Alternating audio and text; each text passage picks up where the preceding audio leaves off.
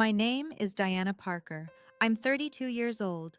3 weeks ago, I stood in a ballroom filled with 150 people, my father's colleagues, business partners, and family friends, and watched my mother lean into a microphone and say, "At least Diana found a husband, even if we don't know what he does for a living."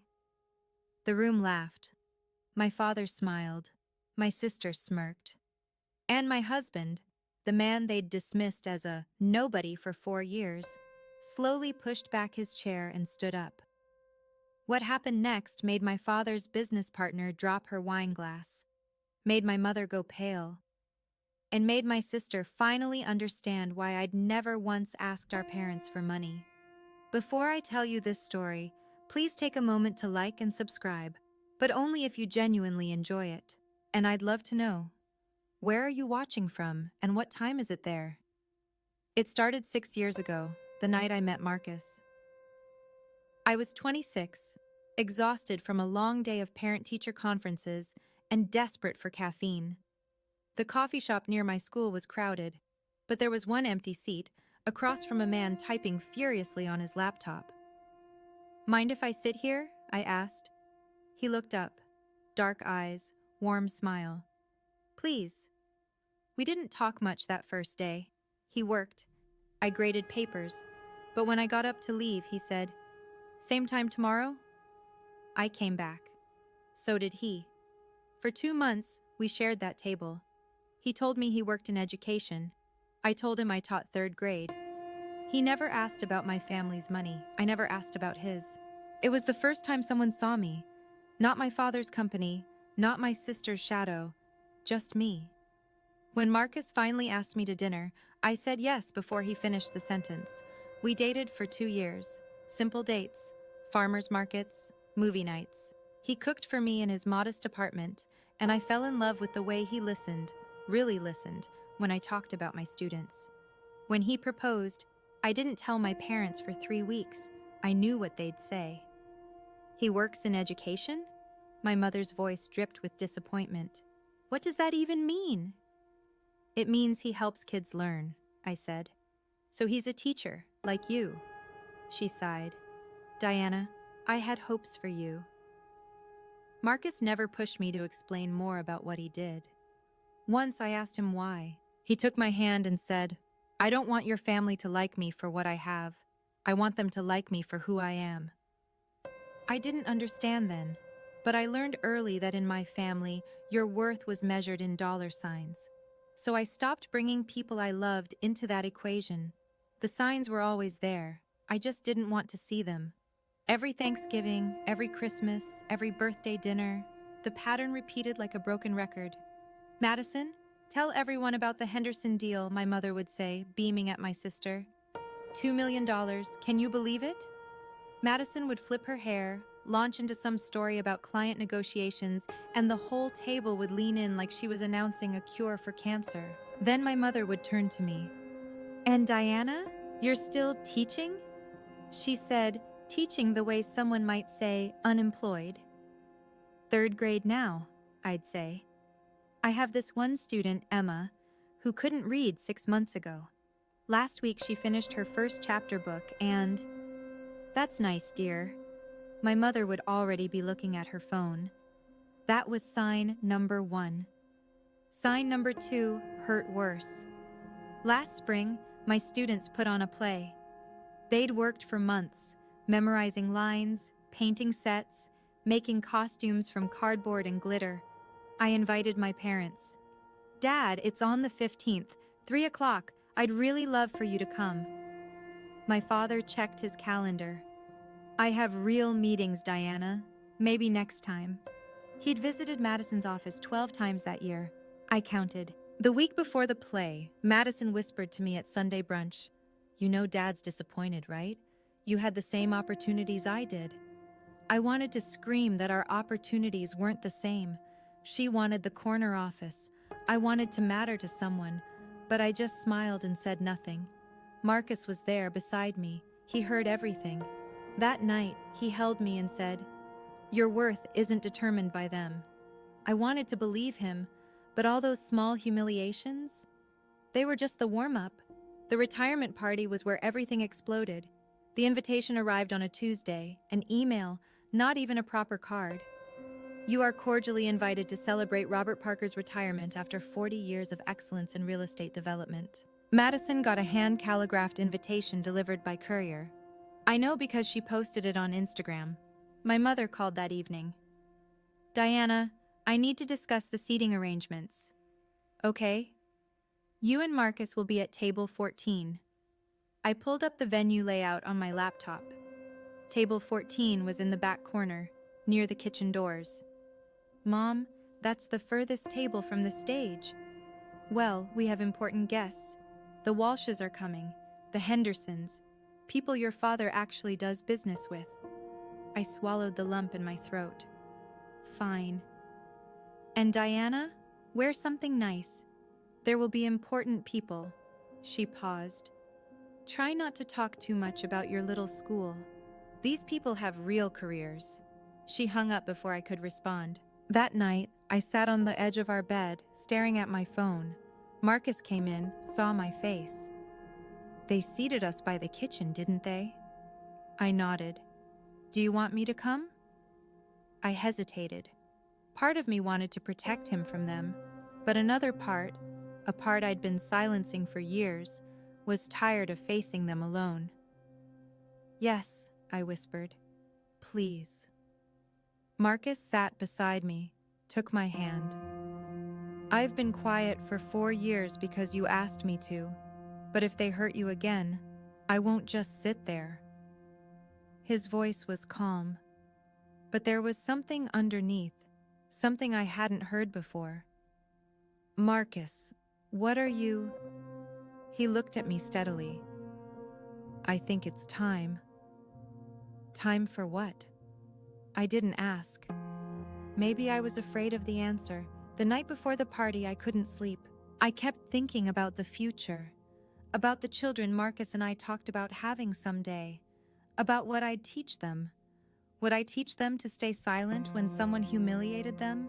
To smile and nod while being dismissed? To believe their worth depended on a job title or bank account? No, absolutely not. So why was I still teaching myself those lessons? I thought about the last family dinner. Madison had announced her promotion, Senior Vice President of Marketing at Dad's company. Everyone applauded. Champagne was poured. Then she'd leaned over to me and whispered, loud enough for the whole table to hear. Diana married down. At least I'm dating someone with ambition. Marcus was sitting right there. He heard every word. His jaw tightened, but he said nothing, because I'd asked him not to make waves. That night, after we got home, I found him standing at the window, just staring out at the city lights. I'm sorry, I said. I should have. Don't apologize for them. He turned to me. But Diana, I need you to understand something. This isn't sustainable. He was right. The next morning, I checked my email and found something my mother had accidentally forwarded. A message to Madison, sent 3 days earlier.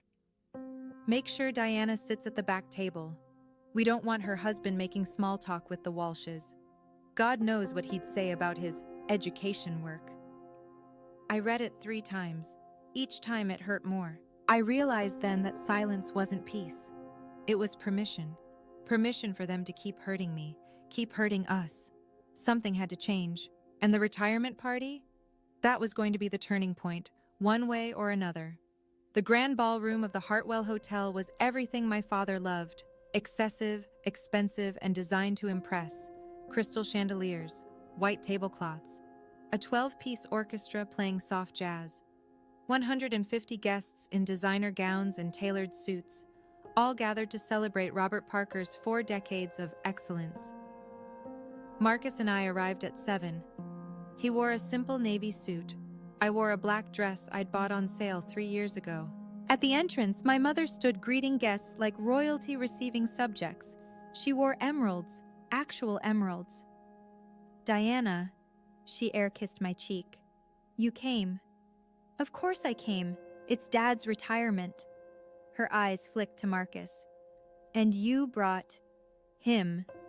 My husband. Yes. She forced a smile. Table 14. In the back. We know. We made our way through the crowd. I felt the glances, the whispers. Parker's older daughter, the teacher, married to nobody special.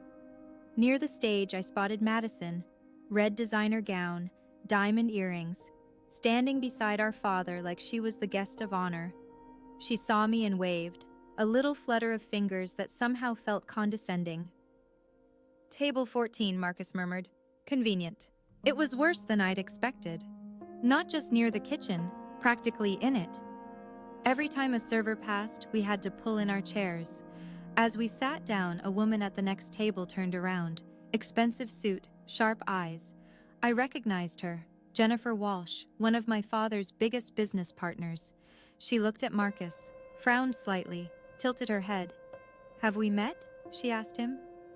Marcus smiled politely. "I don't think so." Jennifer kept staring. Then she pulled out her phone and started scrolling. Something flickered across her face. Surprise? Recognition? But before she could say anything, the lights dimmed. My father took the stage. Before my father could speak, Madison appeared at our table. She held a champagne flute like a weapon. "Diana, you actually came. Why wouldn't I?" "Just surprised, that's all. These events aren't really your scene." Her eyes slid to Marcus. "Nice suit. Outlet?" "No," he said calmly. "Just simple." "Simple, right," she smiled. "Marcus, remind me, what do you do again?" "I work in education." "Education?" She let the word hang there. "Like tutoring? SAT prep? Something like that." "So like Diana then, birds of a feather." Madison laughed at her own joke. "Well, at least you have each other." I felt heat rising in my chest. My hands trembled under the table. "Madison," I said quietly, "don't you have somewhere else to be?" "Relax, sis. I'm just making conversation." She sipped her champagne. "Dad's about to speak. Try not to look too bored. We have photographers." She sauntered away, hips swaying, clearly pleased with herself. Under the table, Marcus took my hand. His grip was firm, steady. "You okay?" he asked. "No." "Do you want to leave?" I looked at my father on stage, at my mother beaming from the front row, at Madison positioning herself for the perfect photo op. "Not yet," I said. "I need to see this through." Marcus nodded slowly. "She doesn't know what she's mocking. That's the saddest part." I didn't understand what he meant. Not then. The orchestra fell silent. The room settled. My father tapped the microphone. "Welcome, everyone. Thank you for being here tonight." 150 faces turned toward the stage, smiling expectantly, and I sat in the back, near the kitchen, holding my husband's hand, telling myself that this time would be different. It wasn't. It was worse. My father had always been good at speeches, confident, commanding, the kind of voice that made people lean forward. 40 years, he began. 40 years of building something from nothing. 40 years of deals, negotiations, and yes, a few sleepless nights. Polite laughter rippled through the crowd. "But I didn't do it alone." He gestured toward the front table. "My wife, Helen. My rock. My partner in everything." My mother pressed a hand to her chest, eyes glistening on cue. "And my daughter Madison." His voice swelled with pride. "My legacy at the company. Senior Vice President at 28, the future of Parker Real Estate." Madison rose slightly from her seat, accepting the applause like she'd just won an Oscar. The photographers' cameras flashed. "Madison has exceeded every expectation," my father continued. "She has my drive, my instincts, and frankly, my ruthlessness." More laughter, more applause. I sat there waiting, hoping. "Of course, family is more than business," he said. "I'm blessed with 2 daughters." My heart lifted. Maybe this time. My father's eyes found me across the ballroom. He smiled. But the smile didn't reach his eyes. It was the smile he gave difficult clients. And Diana, my eldest. A pause. Too long. She's still trying to figure out what to do with her life. Scattered laughter. Awkward. Uncomfortable. But we love her anyway. He said it like a punchline. I felt the blood drain from my face. 150 people were looking at me now. Some pitying, some amused, some just curious about the lesser daughter. Marcus's hand tightened around mine. When I looked at him, his expression was stone. My father had already moved on. Now, let me tell you about our plans for the foundation. But he wasn't done with me, not yet. While my father droned on about tax-deductible charitable contributions, Jennifer Walsh was staring at my husband. Not casually, intently, like she was solving a puzzle. She kept glancing at her phone, then back at Marcus, scrolling, zooming, comparing. I tried to focus on my father's speech, but her attention was impossible to ignore. Finally, she leaned across the gap between our tables. "Excuse me," she whispered. "I'm sorry, but I have to ask, have we really never met?" Marcus shook his head. "I don't believe so. You just look so familiar." She held up her phone, showing him something on the screen. "Is this Jennifer?" My father's voice cut through. "Care to share with the class?" She snapped her phone down, startled. "Just checking emails, Robert. Please continue." My father chuckled. "Always working. That's why I love you, Jen." The moment passed. Jennifer returned to facing the stage. But I saw her glance back at Marcus 2 more times, and I saw her expression, the barely concealed shock, the way her mouth opened slightly, then closed. She knew something, or thought she did. "Marcus," I whispered. What was she looking at? "Nothing important." "She recognized you." He squeezed my hand. "Let it go. For now." For now. What did that mean? Up on stage, my father was wrapping up his speech. But enough about business. Let's talk about what really matters. Family. He extended a hand toward my mother. She rose gracefully and joined him on stage. "Helen, would you like to say a few words?" My mother took the microphone with the practiced ease of a woman who'd been performing her entire life. "Thank you, darling."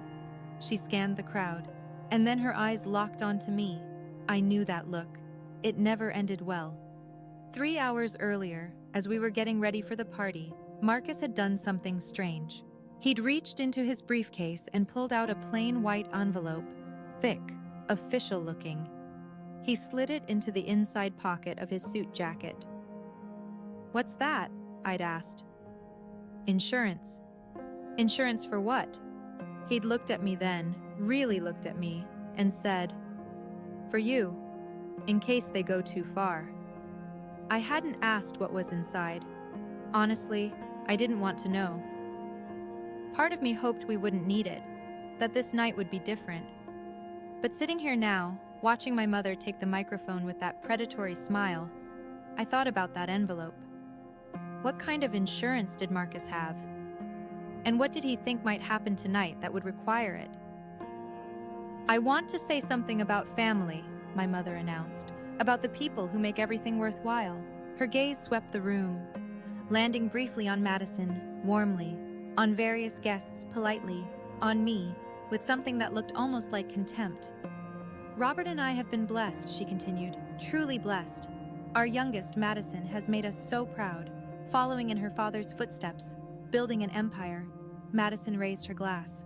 Cameras flashed again. "And then there's Diana." My stomach clenched.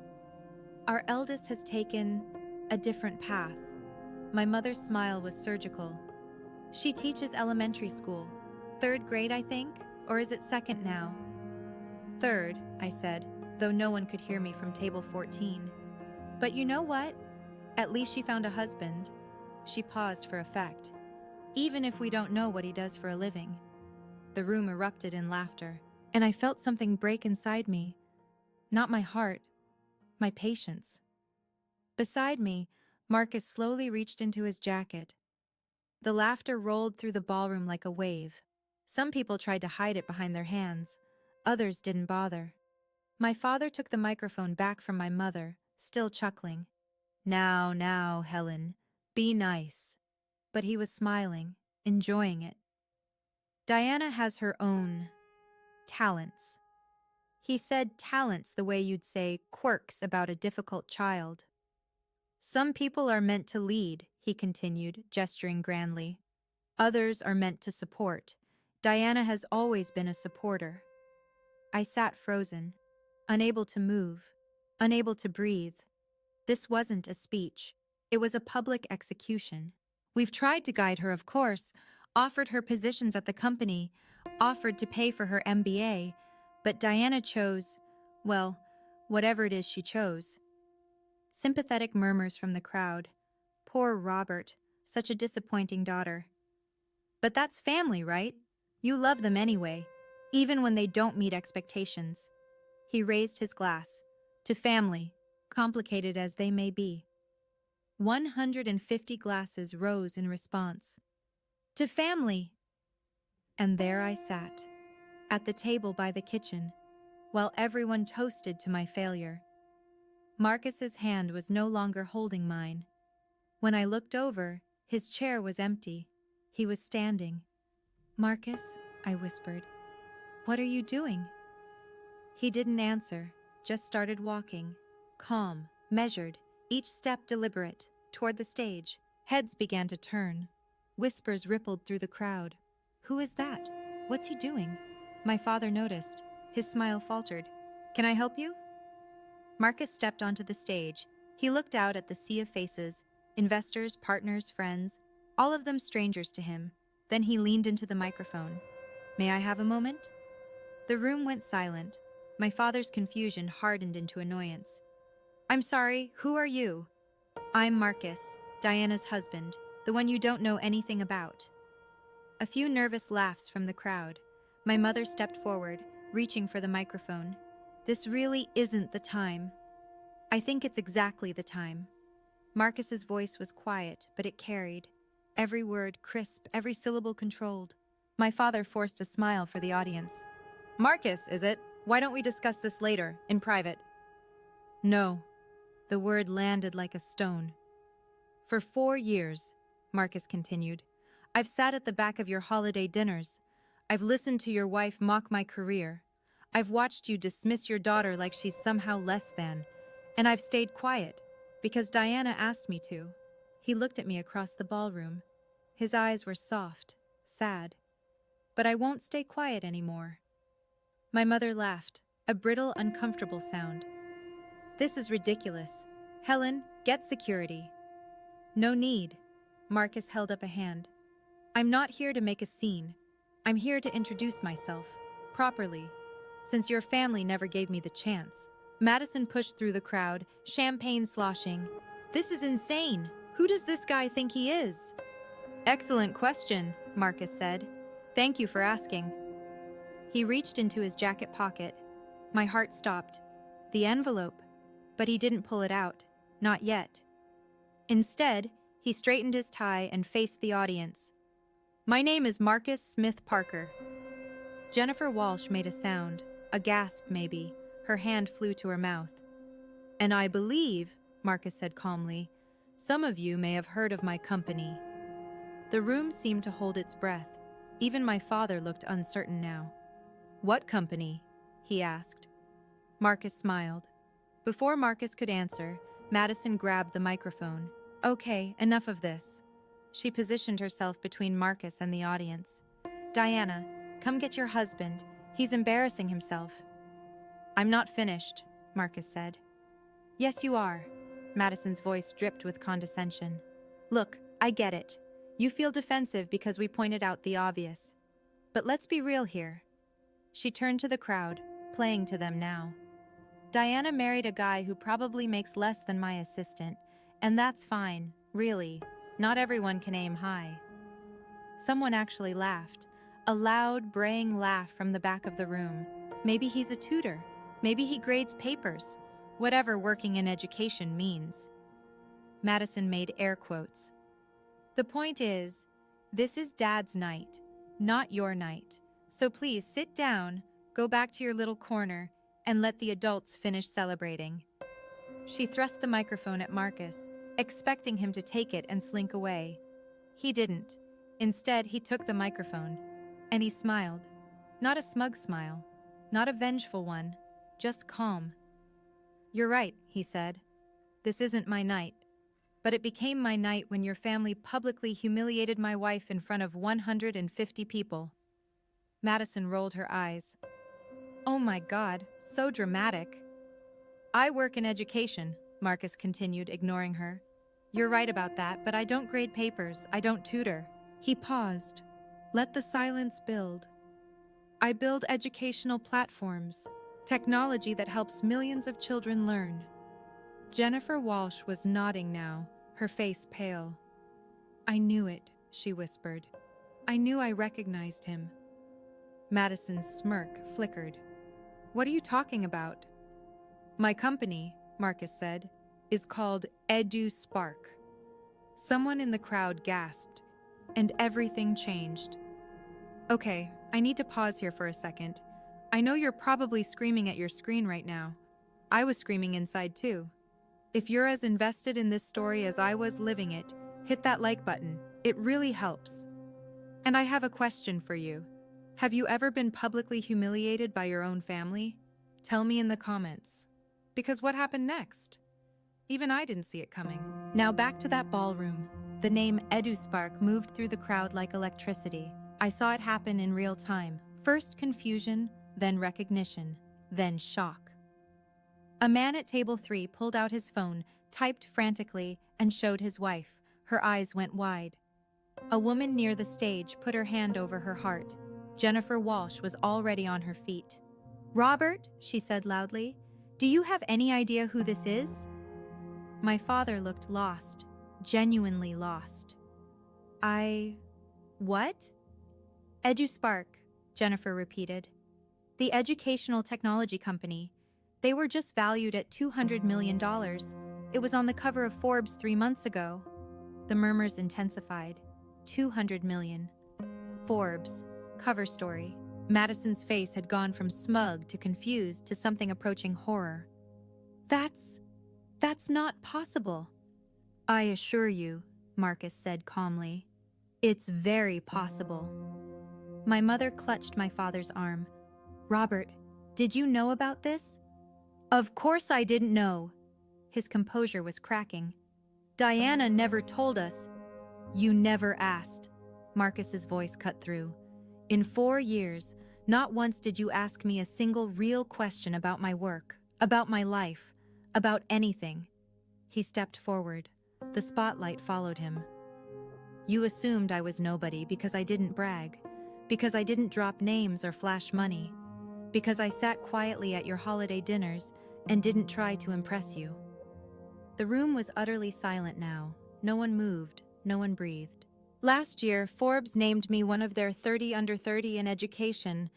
I've been interviewed by CNN, MSNBC, and the Wall Street Journal. I've had lunch with senators and shaken hands with 2 presidents." He looked directly at Madison. "I don't make less than your assistant, but if I did, that still wouldn't justify what you said about my wife." Jennifer Walsh pushed her way to the front. "I knew I recognized you. You were on the cover of TechCrunch last summer. The article about democratizing education." Marcus nodded. "That's right. I've been trying to get a meeting with your company for 6 months. She turned to my father, accusation in her voice. "Robert, you've been talking about getting into EdTech. The opportunity was literally at your dinner table." My father's face was a mask of barely controlled panic. "I didn't. You never bothered to find out." Marcus reached into his jacket and pulled out the envelope. "But that's not why I'm up here." He opened it, removed a document. Thick, official. "This is a contract," he said. "A $5 million grant to fund STEM programs in underprivileged schools across Massachusetts. 5 million. The number rippled through the crowd. "The first recipient?" Marcus looked at me. His eyes were shining. "Lincoln Elementary, Diana's school." I felt tears streaming down my face, not because of the money, not because of the status, because for the first time in my life, someone was standing in front of my family and saying, "Diana matters." "Your daughter," Marcus continued, "teaches children who have nothing. She shows up every single day for kids that society has forgotten. She buys supplies with her own money. She stays late to help struggling readers. She changes lives." His voice cracked slightly. "And you call her a disappointment? You call her a supporter?" He shook his head. "Diana is the reason I built my company, because I saw what teachers like her do, and I wanted to give them the tools they deserve." He looked at my parents, my father gray-faced, my mother clutching her pearls. "I work in education. I just happen to own the company." Marcus held up the contract so everyone could see. The EduSpark logo at the top, his signature at the bottom, the school's name highlighted in yellow. "This isn't charity," he said. "This is an investment, because what Diana does matters. What every teacher does matters." He stepped away from the microphone and walked toward me. The crowd parted, silently, like the Red Sea. I stood up. My legs were shaking. I didn't know if I could stay upright. When Marcus reached me, he took both my hands. "I'm sorry I didn't do this sooner," he said quietly. "I kept hoping they'd see you, the real you, the way I see you." "Marcus," I couldn't find words. "I've never been prouder to be your husband." Behind us, I heard my mother's voice trembling. "Diana, honey, why didn't you tell us?"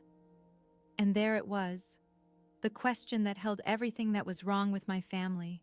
I turned to face her. My father stood frozen beside her. Madison had backed away from the stage entirely, trying to disappear into the crowd. "Would it have mattered?" I asked. "Of course it would have." "Really?" I felt something hardening inside me, not anger, clarity. "You've been dismissing me for 32 years. You've made me feel worthless at every opportunity. You just called my husband a nobody in front of everyone you know." I gestured at the room. If Marcus were actually broke, if he really were a tutor making minimum wage, would that make your behavior okay? My mother opened her mouth, closed it. "That's what I thought."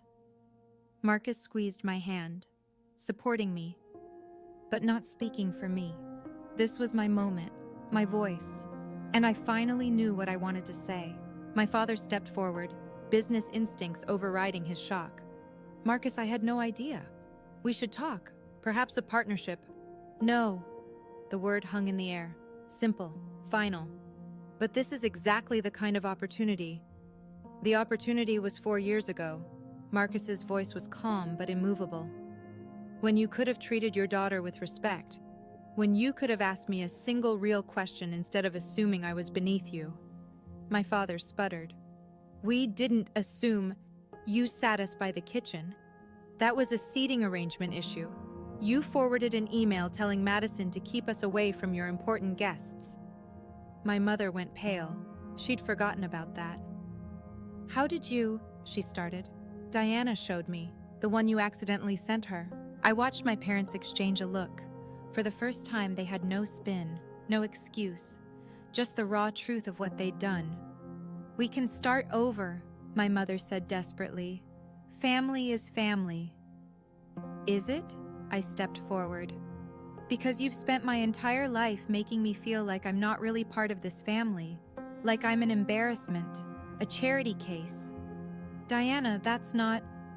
"You said you didn't know what my husband does for a living, but the truth is you never asked, not once, about him, about me, about what we're building together." Madison tried to interject from somewhere in the crowd. "This is so unfair. How were we supposed to know?" "You weren't supposed to know," Marcus said. "You were supposed to be decent. That shouldn't require a Forbes article." The crowd was motionless, watching, witnessing. My father looked around at his guests, his partners, his legacy, all of them staring. "Perhaps," he said tightly, "we should continue this privately." "No," I said. "I'm done doing things privately." I walked toward the stage. Marcus walked with me, his hand on the small of my back, supporting, not leading. When I reached the microphone, I looked out at the crowd. All these people I'd been taught to impress, to perform for, to never disappoint. And I realized I was done performing. "I'm Diana Parker," I said, "the disappointing daughter." A nervous ripple of laughter. "For 32 years, I've tried to earn my parents' approval. I chose a career I love, and they called it a waste. I married a man I love, and they called him a nobody. I showed up to every holiday, every birthday, every event, and they sat me by the kitchen." My voice was steady, stronger than I'd expected. "Tonight, you found out my husband is successful by your definition of success. Wealthy, famous, influential." I looked at my parents. "But here's the thing, that shouldn't change anything. The way you treated me was wrong before you knew about Marcus's company. And the fact that you're only interested now that there's money and connections involved, proves exactly what I always suspected." My mother had tears in her eyes, real ones, performed ones. I couldn't tell anymore. "Diana, please, I'm not finished." She fell silent. "I have a job that matters, a husband who loves me, a life I built without your approval." I took a breath. "And from now on, respect is the minimum requirement. Not optional, not conditional on who my husband is, just basic respect." I looked at Madison, at my mother, at my father. "If you can give me that, we can try again. If you can't," I took Marcus's hand, "then this is goodbye." We turned, and we walked out. 150 people watched us go. We didn't speak until we were in the car. Marcus drove. I sat in the passenger seat, staring out the window, watching the city lights blur through my tears. "Are you okay?" he finally asked. "I don't know." I wiped my face. "I feel empty, like I've been holding something heavy for years and I finally put it down." "That's not empty, that's light." I laughed.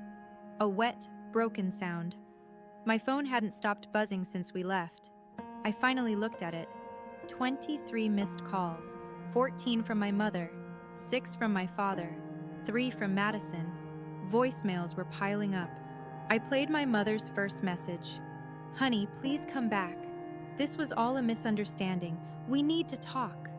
Misunderstanding, like she'd accidentally mispronounced my name. My father's voicemail was shorter. "Marcus seems like a great guy. Let's have dinner. I have some ideas about..." I deleted it before he could finish pitching a business deal. Madison's text was the most revealing. I read it out loud to Marcus. "I can't believe you hid this from us. That's so selfish." He shook his head slowly. "Selfish. She still thinks she's the victim. Of course she does." I turned my phone off, let the silence settle around us. "Do you regret it?" I asked. "Staying quiet for so long?" "Sometimes." He reached over, took my hand. "But I didn't do it for them. I did it for you, because you asked me to." "I know." "And tonight?" I thought about it, about my mother's face, my father's panic, Madison's horror. "Tonight," I said. I finally said what I needed to say. "Are you glad?" I watched the road ahead, dark, uncertain. "Not yet," I admitted, "but I think I will be." The fallout started the next morning. Jennifer Walsh called Marcus at 8 a.m. I listened from the kitchen while making coffee. "I want to apologize for last night," she said. "I had no idea Robert's family would..." "Well, that was appalling." "It wasn't your fault," Marcus said. "Still, I've been trying to get a meeting with EduSpark for 6 months. I kept going through Robert, thinking he might have connections. Turns out the connection was at his daughter's table." She laughed, but there was an edge to it. "Anyway, I'd love to discuss partnership opportunities. When you're ready." After she hung up, Marcus looked at me. Jennifer was my father's biggest potential investor. Was? She called him this morning. withdrew her interest in his development project. I should have felt satisfied. I didn't. But I didn't feel guilty either. Over the next week, the story spread through Boston's business community like wildfire. Robert Parker's family publicly humiliated a $200 million CEO at his own retirement party. Not just any CEO, the Forbes 30 Under 30 CEO who'd been on CNN. The optics were devastating. Two deals my father had been cultivating for months fell through. The partners cited concerns about judgment and reputational alignment. In business, I learned, reputation is currency. That night, my father's account was overdrawn. Madison was quietly removed from the Henderson project. Too much awkwardness, apparently. She blamed me, of course. Texted me a long rant about how I'd destroyed everything. I didn't respond. The most surprising call came from my father's company's PR team. They wanted to know if Marcus would consider a joint statement, something about healing family rifts and moving forward together. Marcus declined. There's nothing to spin, he told them. The truth is the truth. 1 week after the party, Uncle George called. George was my father's older brother, the one who'd left Parker Real Estate 30 years ago to become a high school principal. The one my father called the family disappointment before I inherited the title. Diana, his voice was warm, familiar. I heard about the retirement party. I'm sure you did. I've been telling Robert for years he was wrong about you. I felt something loosen in my chest. You have? Every Christmas, every Thanksgiving, every time he made some comment about your little teaching job. Uncle George sighed. He never listened. Your father only hears what he wants to hear. I thought about all those family dinners, the ones where Uncle George sat in the corner, quiet, while my father held court. Why didn't you ever say anything to me? I asked. Because I didn't want to interfere, and honestly, I wasn't sure if you'd believe me. He paused. But what Marcus did, standing up for you like that, it took guts. It did. And what you did, Diana, standing up for yourself at the end, that took even more. I started crying then. Not sad tears, something else. Release. I'm proud of you, kid, Uncle George said. I always have been. I just wish I'd said it more. Thank you, I managed. And Diana, family isn't about blood, it's about who shows up for you. His voice cracked slightly. Marcus showed up, and so did you, for yourself. After we hung up, Marcus found me on the couch, still crying. Good tears? He asked. Good tears. He sat beside me, put his arm around my shoulders. Not everyone in your family gave up on you, he said. I know. I leaned into him. I'm finally starting to see that. Quick check-in. Are you team Diana should forgive her parents, or team they need to earn it? I genuinely want to know. Drop your answer in the comments. And if you've made it this far, you're clearly invested in this story. So hit subscribe if you haven't already. The ending might surprise you. Now let me tell you what happened 3 weeks later, when I finally agreed to see my parents again. I chose a coffee shop, neutral ground, public enough that they'd have to behave. My parents were already there when I arrived. They looked older somehow, smaller. My father was wearing a polo shirt instead of his usual suit. My mother's jewelry was conspicuously absent. I sat across from them. Marcus had offered to come. I told him no. This was something I needed to do alone. Thank you for meeting us, my father said. His voice was stiff, rehearsed. Thank you for respecting my boundaries about the location. An awkward pause. Diana, my mother started, we want to start over. Starting over requires acknowledging what went wrong. Another pause. They exchanged glances. We were hard on you, my father admitted, because we wanted more for you.